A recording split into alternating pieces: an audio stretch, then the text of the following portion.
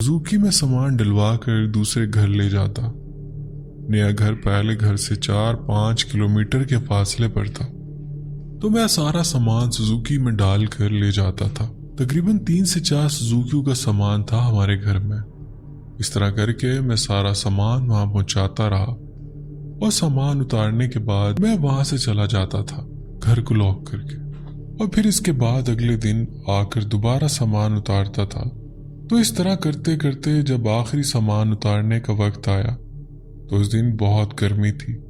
वो जुलाई का महीना था और दिसंबर में मेरी शादी थी, जिस वजह से हम लोगों ने ये घर शिफ्ट किया था ताकि हम 2-3 माह पहले इस घर में शिफ्ट हो जाएं और इस घर को प्रॉपर तरीके से सेट कर लें शादी के मुताबिक, ताकि वहां पर शादी की फंक्शंस अच्छे से किए जा सकें। इस घर में टॉप फ्लोर पर मुझे कमरा दिया गया था, जिसके सामने खुली छत थी और सामने का नज़ारा बहुत ही खूबसूरत था।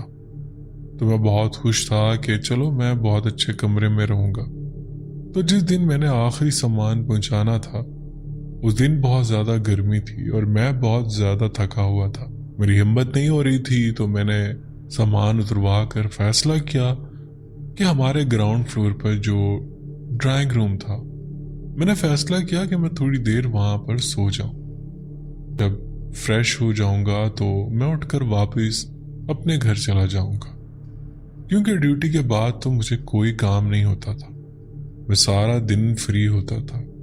खैर मैं वहां पर सो गया और मुझे वहां सोते हुए तकरीबन आधा घंटा ही हुआ था कि मुझे ऐसा महसूस हुआ जैसे मेरे दाएं पांव का जो अंगूठा है कोई से खुरच रहा है। पहले तो ये मुझे अपना वहम लगा, लेकिन जब ये चीज मुसलसल होती रही तो मैं डर के मारे उठकर बैठ गया।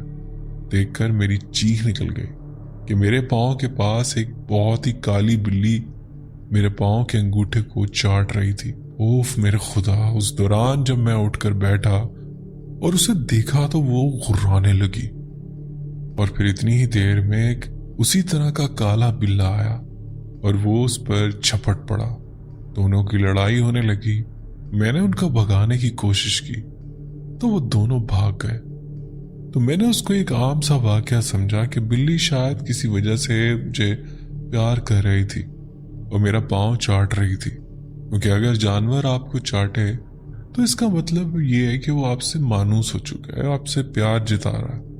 खैर ये वाकया हो गया और मैं वापस अपने घर चला गया, क्योंकि अगले दिन शाम में हमने पूरी फैमिली ने शिफ्ट करना था और अगले दिन हम लोग वहां शिफ्ट हो गए। ड्राइंग रूम को हमने मेल्स के लिए सेट किया।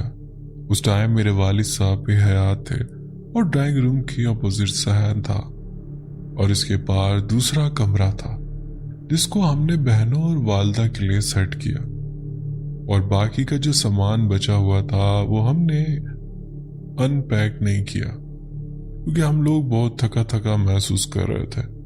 जब हम सारा सामान अनपैक करके सेट कर रहे थे तो मेरी छोटी बहन छत पर चली गई ताकि जाकर मेरा रूम देख सके। उसे बहुत शौक था कि मैं जाकर अपने भाई का कमरा चेक करूंगी। जब वो छत पर गई तो वहां पर वही काला बिल्ला मौजूद था और उसको देखकर घुर्रा रहा था। उसने समझा कि ये कोई आम सा बिल्ला है। इसने इसे भगाने की कोशिश की, मगर वो भागने की बजाय इसकी तरफ ही भागा और इस पर हमला करने की कोशिश की। इसने डर कर चीखें मारी तो मैं और मेरा छोटा भाई हम दोनों भागते हुए छत पर गए। जब हमने देखा तो वो बिल्ला हमें देखकर डर कर भाग गया। बहुत घबराई हुई थी। वो नीचे उतरी तो हमने उसे समझाया। शायद वो बिल्ला उस खाली घर में रह रहा था। अब हम लोग आए हैं तो शायद उसको अच्छा नहीं लगा। हम उस टाइम तक भी नहीं समझ पाए थे कि वो कोई बिल्ला नहीं है बल्कि कोई और चीज है, और वो बिल्ली भी कोई और चीज थी। खैर हमें इस घर में 1-2 दिन गुजर गए। जब भी हम सामान को अनपैक करने की कोशिश करते थे तो मेरी वालदा का दिल नहीं करता था कि सामान को अनपैक करें। तो 1-2 दिन गुजर गए और एक दिन मैंने अपनी वालदा से आकर कहा कि सामान अनपैक करना है ताकि हम लोग सेटिंग करें और आगे के मामला देखें। انہوں نے مجھ سے بولا کہ کل صبح ہر حال میں ہم ان پیک کرنا شروع کر دیں گے، لیکن ان کی صحت مجھے کافی زیادہ ڈاؤن محسوس ہوئی، جیسے ان کو بخار ہو۔ جب میں نے چیک کیا ان کو واقعی میں بخار تھا، تو بڑے بھائی نے جا کر بازار سے میڈیسن لا کر دی۔ ہم نے انہیں میڈیسن کھلائیں اور وہ سو گئیں۔ رات والدہ سو گئی تھی اور ہم بھائی اپنے والد کے ساتھ ڈرائنگ روم میں سونے کے لیے چلے گئے تھے کہ اچانک آدھی رات کو ہم اپنے والد کی چیز سے اٹھے۔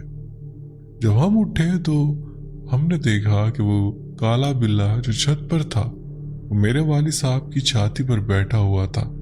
کیونکہ گرمی تھی، ہم لوگ جس ڈرائنگ روم میں ہی تھے، اس کا دروازہ بند نہیں کیا تھا، تو دروازہ کھلا دیکھ کر کمرے میں گھس آیا تھا۔ میرے والد صاحب بیڈ پر لیٹے ہوئے تھے۔ ہم نے وہاں پر ان کے لیے بیڈ لگایا ہوا تھا۔ وہ بیڈ پر چڑھ گیا اور میرے والد صاحب کے سینے کے اوپر آ کر اس نے بہت زور سے پنجہ مارا، جس کے نشان کافی دن تک ان کے سینے پر رہے۔ تو وہ چیخ مار کر اٹھے۔ جب ہم لوگوں نے دیکھا تو یہ وہی بلّا تھا۔ ہم اس کے پیچھے بھاگے، مگر وہ پھر چھت پر چلا گیا، اور چھت پر جاتے ساتھ ہی وہ کس طرف گیا کچھ پتا نہیں۔ یہ رات ہم لوگوں نے بڑی پریشانی میں کاٹ لی۔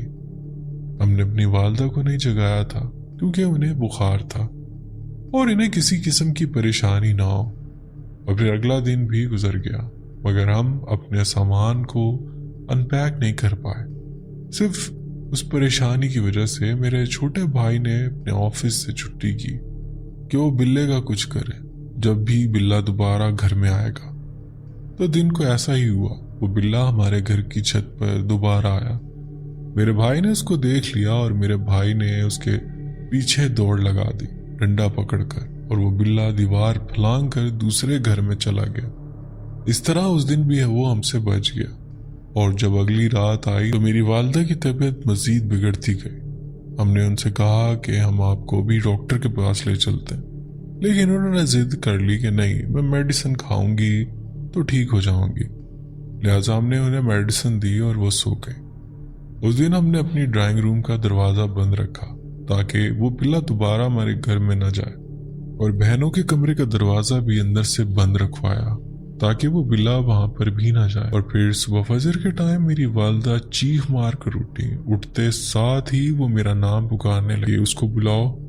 جب انہوں نے بار بار میرا نام لیا تو میری بہنوں نے کہا کہ ٹھیک ہے، ہم بھائی کو بلا لیتے ہیں، لیکن وہ بھی ڈر رہی تھی کہ باہر کہیں بلّا موجود نہ ہو۔ تو میری بہن نے اپنے کمرے کی کھڑکی کھول کر دور سے ہی ہمیں آواز دی، جو کہ میرے بڑے بھائی نے سنی، اور پھر ہم اٹھ کر ان کے کمرے میں گئے۔ میری والدہ کی حالت کافی زیادہ خراب ہو چکی تھی، وہ پسینے میں بھیگ چکی تھی۔ ہم نے پنکھا بھی لگوایا ہوا تھا کیونکہ ہم لوگ وہاں بھی نئے شفٹ ہوئے تھے، تو ہم نے وہاں پر اے سی ابھی انسٹال نہیں کروایا تھا، جس کی وجہ سے کمرے میں تھوڑی سی گرمی تھی۔ مگر میری والدہ مسلسل رو رہی تھی۔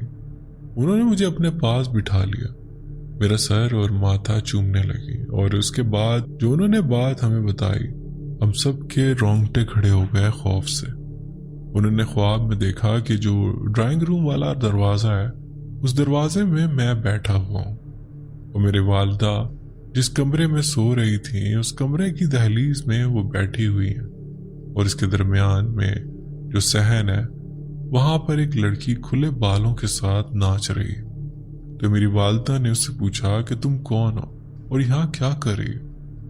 تو اس نے کہا کہ دیکھو، تم اپنے بیٹے کی شادی مت کرنا، یہ مجھے بہت پسند آ گیا، اور اگر تم نے اس کی شادی کر دی تو میں تمہاری جان لے لوں گی، کیونکہ یہ میرا لو ہے۔ میری والدہ نے اسے بتایا کہ اس نے تو محبت کی شادی کی ہے، تو کیسے چھوڑ سکتا ہے اس کو، اور دوسرا یہ کہ تم تو حقیقت میں ہو ہی نہیں، تو کیسے اس کی زندگی کا حصہ بن سکتی ہو۔ اس نے کہا کہ دیکھو، تم رک جاؤ، اور اگر تم نہیں رکو گی تو میں تمہیں بھی مار دوں گی، اور تمہارے بیٹے کو بھی ساری عمر تکلیف میں رکھوں گی۔ تو یہ خواب دیکھ کر میری والدہ بہت زیادہ ڈر گئی تھی۔ صبح ان کو بہت تیز بخار ہو گیا، تو ہم ان کو ہاسپٹل لے گئے، جو کہ میں خود ہسپتال میں جاب کرتا تھا، تو میں انہیں لے گیا ڈاکٹر سے، ان کا چیک اپ کروایا۔ انہوں نے ہمیں کہا کہ آپ ان کا چیسٹ ایکس رے کروائیں۔ تو ہم نے ان کا وہ ایکس رے کروایا تو ہمیں پتہ چلا کہ انہیں چیسٹ کی ٹی بی ہو چکی ہے۔